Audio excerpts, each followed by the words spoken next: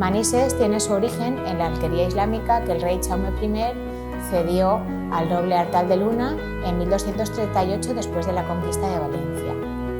Años después, en 1304, pasa a formar parte del patrimonio de la familia Bohill, quienes promovieron especialmente el desarrollo de la artesanía cerámica en el municipio de Manises.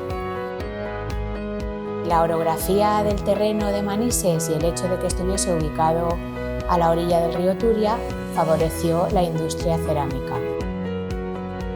Existen varios tipos de experiencias relacionadas con la cerámica que el visitante puede elegir dependiendo de cuál sea su objetivo.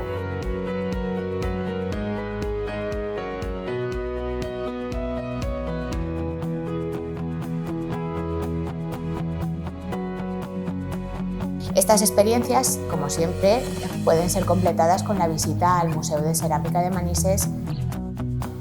Consideramos al Museo de Cerámica de Manises como baluarte de la trayectoria histórica cerámica de la ciudad, ya que en él vamos a poder conocer esa evolución cerámica desde el siglo XIV hasta la actualidad. Vais a poder ver qué cambios se han producido en esa evolución cerámica y cuáles eran las típicas piezas que se producían en esas épocas. El valor de la artesanía es muy difícil de apreciar a no ser que tengas la posibilidad de conocer paso a paso cuál es el proceso de elaboración de cualquier tipo de pieza artesanal. También es importante ver los más de 700 años de tradición ceramista que han dejado su impronta en nuestras calles, en nuestras plazas, avenidas, en nuestras casas. Al recorrer Manises pues podemos disfrutar de esa cerámica aplicada a la arquitectura.